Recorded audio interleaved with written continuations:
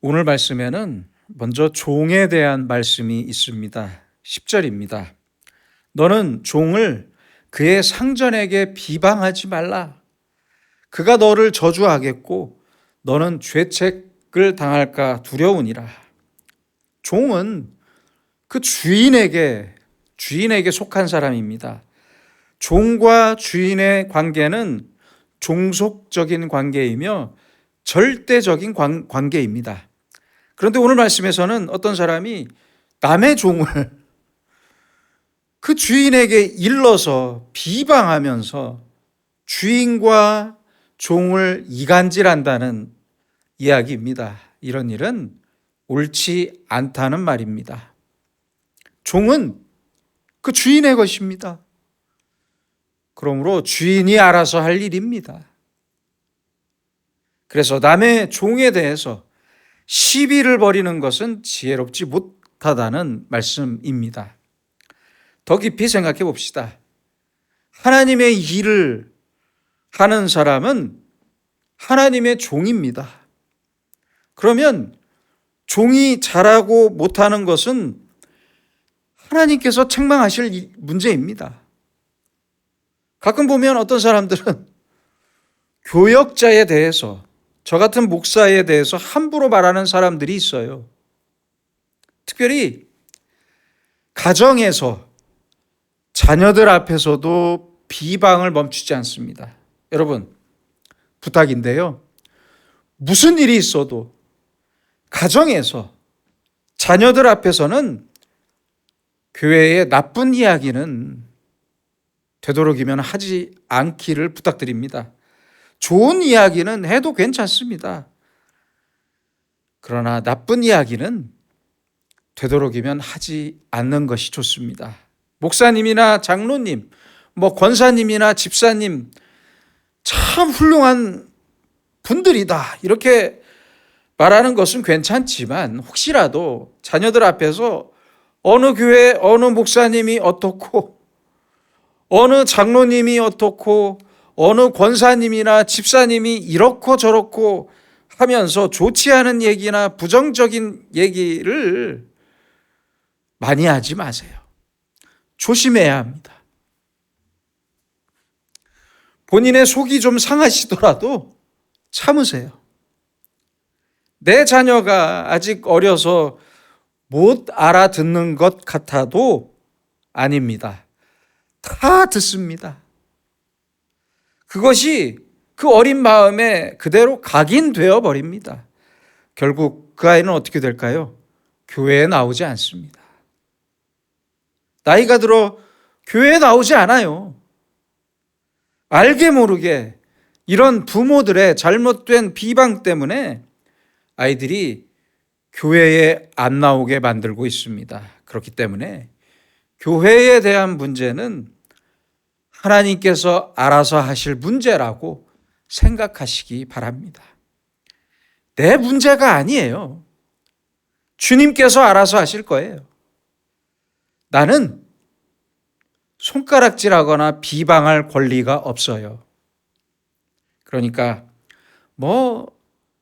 나쁜 목사님이나 좋지 않은 교회에 대해서 너무 많이 부정적인 이야기나 좋지 못한 이야기가 내게 들려오더라도 그것을 빨리 잊어버려야지. 내가 재생산해서 그 말을 억지로 내 가족들에게 옮길 필요가 없어요. 하나님의 종은 하나님의 손에 맡겨야 합니다. 그게 맞습니다. 그래서 우리는 오늘 이 말씀을 깊이 생각하며 살아야 합니다. 예를 들어봅시다. 성경의 예를 들어봅시다. 모세가 이방 여인을 새 아내로 맞이한 것은 분명히 모세의 잘못이에요. 모세가 잘못했어요. 당연하죠. 그래서 그의 누나인 미리암이 모세를 강하게 비방했습니다. 그런데 어떻게 됐어요?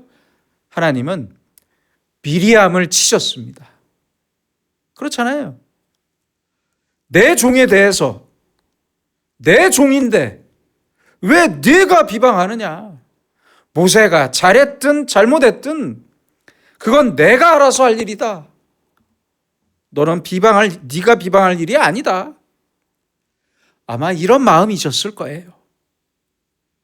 미리암의 비방 때문에 어떻게 됐어요? 온 회중에 모세에 대한 존경이 꺾여버렸거든요. 대단히 중요한 문제입니다.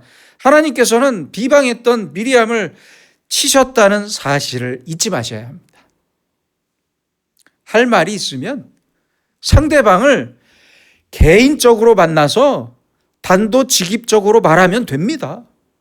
그렇잖아요. 그리고 내가 할 도리를 다하면 됩니다. 주님을 먼저 생각하고 그 종을 대해야만 합니다. 목사든 장로든 권사든 집사든 먼저 하나님을 사랑하는 마음을 갖고 대해야 합니다. 그 이상의 말은 필요 없어요. 그래서 언제나 우리는 말을 조심해야 합니다. 말을. 교회 안에서 말을 할 때는 그래서 늘 신앙적으로 말해야 합니다. 저 종이 나빠요. 저 목사가 나빠요. 분명히 목사가 잘못했어요. 그렇다고 해서 그 주인에게 아니면 다른 사람들에게 함부로 고자질하고 비방하거나 이간질하면 되겠습니까? 너무 단순한 반응입니다. 10절에 보시면 어떻게 돼요? 저주를 받을 거래요. 절대로 그래서 누구에게든 누가 됐든지 이간질하면 안 됩니다. 이러면 결국 그 주인도 책망하는 것이 되기 때문입니다. 종도 비방하는 것이 되고 그 주인도 비방하는 게 돼요. 이것은 절대 의롭지 못한 일이 된다는 말씀입니다. 12절입니다. 스스로 깨끗한 자로 여기면서도 자기의 더러운 것을 씻지 아니하는 무리가 있느니라. 자기가 자기를 지킨다는 것은 쉬운 일이 아니에요. 자기의 마음도 지켜야 하고 자기의 입술도 지켜야 하고 내 행동도 지켜야 합니다. 그런데 이것은 언제나 미완성적이고 미성숙한 자신임을 항상 겸손히 인정하면서 지켜야 합니다. 나는 부족한 사람입니다.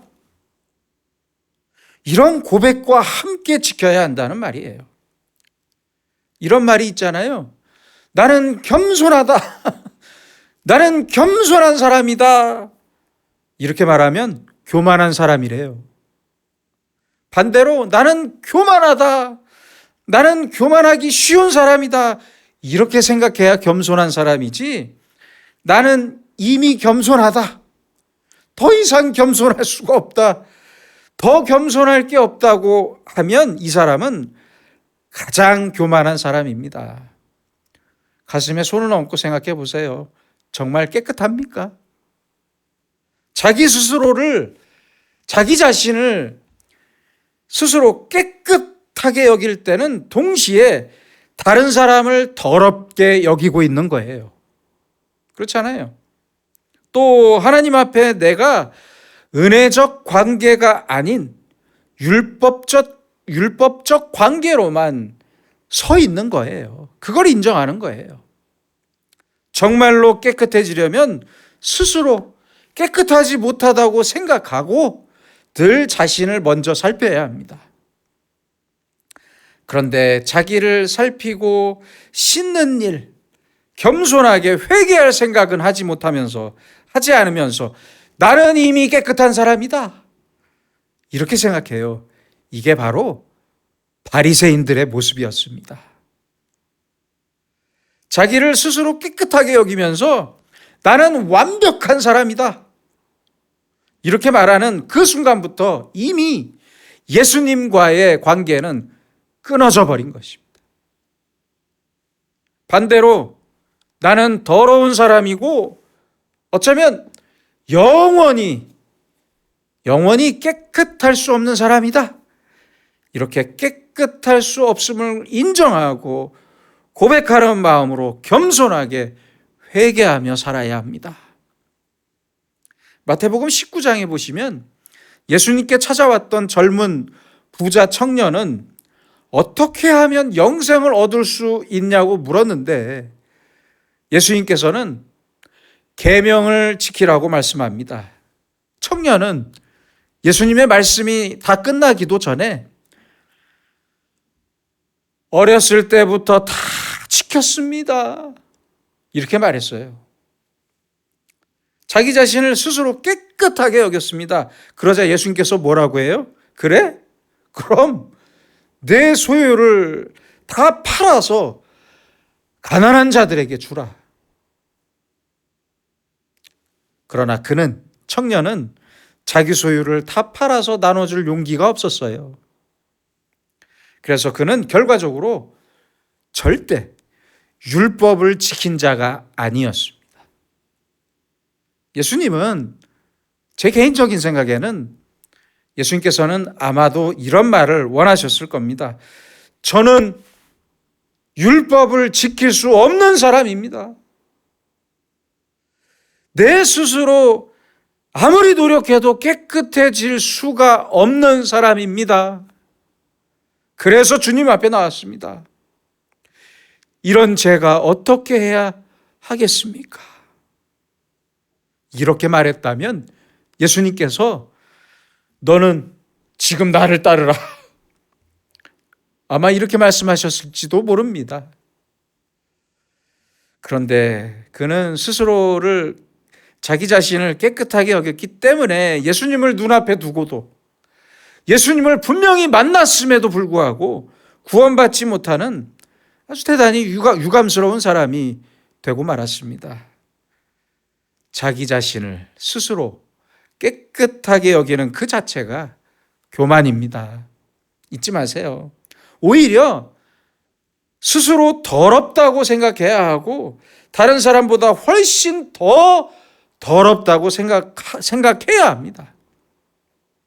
그래서 말씀합니다. 스스로 깨끗한 자로 여기면서도 자기의 더러운 것을 씻지 아니하는 무리가 있느니라. 야고보서 1장 23절에 보시면 말씀이 거울의 역할을 한다고 말씀합니다. 거울인 말씀을 보면서 자기가 더러운 사람인 걸 알아요. 그러나 알면서도 씻지를 않아요. 씻지 않아요. 이게 바로 바리새인들의 바리새주의입니다. 우리는 그래서 언제든지 겸손하게 나 스스로 나는 더럽다고 생각하면서 내 마음, 내 생각 그리고 내 행동을 늘 살펴야 할 것입니다. 성 프란치스코는 정말 겸손한 사람이었다고 합니다. 그의 제자가 하루는 환상 중에 하늘나라에 갔는데 가보니까 아주 크고 웅장하고 멋진 보좌가 있더랍니다. 그래서 옆에 있는 천사에게 물었어요. 여기는 누구 자리입니까? 거기는 세상에서 가장 겸손한 프란치스코가 앉을 자리다. 이 말을 듣고 제자는 환상에서 깼습니다. 깨고 보니까 아무리 자기 스승이라도 질투가 났대요. 그래서 성 프란치스코에게 가서 물었습니다. 선생님은 자기 자신을 어떤 사람이라고 생각하십니까? 나는 세상에서 가장 악한 사람이라고 생각한다. 그러자 제자가 따지듯이 물었습니다.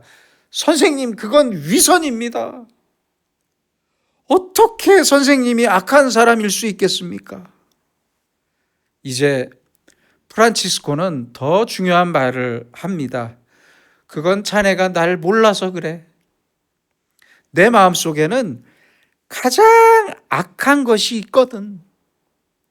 만약 하나님이 내게 주신 은혜를 다른 사람에게 똑같이 주셨다면 그 사람은 나보다 훨씬 더 좋은 사람이 됐을 거다. 가장 겸손했던 프란치스코는 오히려 자신이 가장 악한 사람이라고 대답했습니다. 여러분, 잊지 마세요. 나는 모든 사람 중에 가장 더럽고 가장 악한 사람이다. 이렇게 생각하는 사람이 가장 깨끗한 사람이 될 수 있고 가장 깨끗한 사람입니다. 스스로 깨끗하다, 스스로 의롭다, 스스로 정결하다고 말하는 것이 바로 모든 문제의 시작입니다. 나는 가장 악한 사람이라고 생각해 보세요. 그 순간 누구도 비방할 필요가 없어집니다. 그렇잖아요. 아니 대체 누구의 허물을 말할 수 있겠습니까? 내가 가장 악한 사람인데. 또 누구하고도 친하지 못할 이유가 없습니다. 그러므로 우리에게 가장 귀한 덕은 바로 겸손에 있습니다. 14절입니다. 앞니는 장검 같고 어금니는 군도 같아서 가난한 자를 땅에서 삼키며 궁핍한 자를 사람 중에서 삼키는 무리가 있느니라. 가난하고 궁핍한 사람, 불쌍한 사람들을 멸시하고 그들의 재산을 빼앗고 억압하는 일을 아주 쉽게 하는 사람들이 있어요. 지금도 있잖아요. 많아요. 가난한 사람들이 무슨 힘이 있겠습니까? 아니 배고픈데 무슨 힘이 있겠어요? 얼마나 불쌍한 사람들입니까? 그러나 이 악한 사람들은 그런 약점을 이용해서 그들의 가난한 자들의 인권을 유린하는 행위를 하기가 쉬운데 하고 있는데 그런 행위는 옳지 않다는 말씀입니다. 2020년 5월 10일 새벽에 아파트 경비원이 자살했습니다. 서울 강북구의 성원 쌍떼빌 아파트에서 경비원으로 근무하시던 59살 최희석 씨가 주차 공간을 마련하기 위해 이중 주차된 구형 아반떼 차량을 밀었다는 이유로 그 아반떼 차량의 주인인 49살 심성우 씨가 내가 월급을 주는데 아니 머슴 주제에 왜 말을 안 듣냐? 내 조직원 10명을 풀어서 죽여버리겠다. 이렇게 한 달 전부터 지속적으로 협박과 폭행을 했습니다. 경비실 안에 화장실에서 너는 여기서 죽어야 한다라고 말하면서 그 경비원 아저씨를 구두발로 짓밟았다고 합니다. 경비원인 최희석 씨는 코뼈가 주저앉고 발가락 뼈도 부러지고 뇌진탕 증세를 보였습니다. 결국 최희석 씨는 5월 10일 새벽에 가족에게 전화로 불안해서 못 견디겠다고 호소한 뒤에 자기 아파트에서 투신 자살하고 말았습니다. 아파트의 주민들은 평소에 친절하고 착했던 최 씨의 죽음을 안타까워하면서 그가 근무했던 경비실 앞에 분향소를 마련했고 수백 장의 쪽지를 붙이며 그를 추모했습니다. 최희석 씨 유서에서 자기의 억울함과 결백을 밝혀달라고 부탁했고 딸아 사랑해 우리 아가 딸아라는 메모와 함께 딸들에게 남긴 봉투 안에는 5만 원, 10,000원, 1,000원짜리 지폐가 몇 장씩 있었다고 합니다. 그는 생전에 자신의 딸들을 업고 공장에서 일을 했으며 큰딸은 어렵게 시집을 보냈고 대학생인 작은 딸과 함께 살았다고 합니다. 여러분, 배고픈 사람, 어려운 사람, 궁핍한 사람을 왜 때려야 합니까? 답답합니다. 자신이 우월적 위치에 있다는 이유로 가난한 사람의 인격을 그렇게 유린해도 되겠습니까? 있는 자는 더 가지려고 없는 자의 것을 빼앗습니다.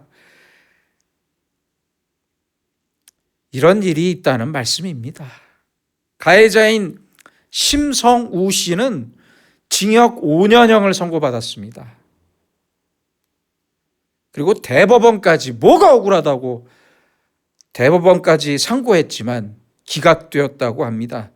두 딸의 아버지를 빼앗는 이런 비참한 폭력이 이제 다시는 이 땅에 없기를 소망합니다. 15절, 16절은 채울 수 없는 욕망을 말하고 있습니다. 욕망은 채울 수 있는 것이 있고 채울 수 없는 것이 있는데 인간의 욕망이란 욕심을 부리기 시작하면 끝이 없어요. 끝이 없는 거잖아요. 그래서 자기 스스로의 욕망을 제한하거나 버릴 수 있어야만 만족을 얻을 수 있습니다. 가져야 만족이 있는 게 아니에요. 버려야 만족이 있어요. 그러나 끝도 없는 욕심의 소유자는 그 욕망을 채울 길도 없고 감사도 없어요. 어떻게 감사할 수 있겠어요? 채우지 못한 그 욕망 때문에 항상 불평하면서 살아요. 만족이 없어요. 그러므로 우리의 마음을 잘 다스려서 내가 지금 가진 것을 가장 좋은 것으로 알고 내가 처한 처지를 감사하면서 스스로 자기 욕망을 제한할 때 만족할 수 있습니다. 그런데 욕심을 부리면 더 좋은 것, 더 많은 돈이나 명예를 쫓다가 어떻게 돼요? 부도 나는 거예요. 그 인격까지 부도가 나요. 끝없이 욕심을 부리다가 결국에는 깊이 추락하고 맙니다. 15절입니다. 거머리에게는 두 딸이 있어 다오 다오 하느니라. 이것은 당시 이스라엘의 속담이었습니다. 거머리는 여러분들 아시다시피 거머리는 끊임없이 피를 빨듯이 탐욕스러운 사람의 상징입니다. 두 딸은 그 거머리의 빨판을 말합니다. 족하다 하지 아니하는 것 서너시 있다. 족할 줄을 몰라요. 여러분, 저는 지금 만족합니다. 아니, 이래야 감사가 나오는 것 아닙니까? 만족이 없으니까 감사도 없고 기쁨도 없어요. 16절에는 만족함 없는 욕망을 네 가지로 비유합니다.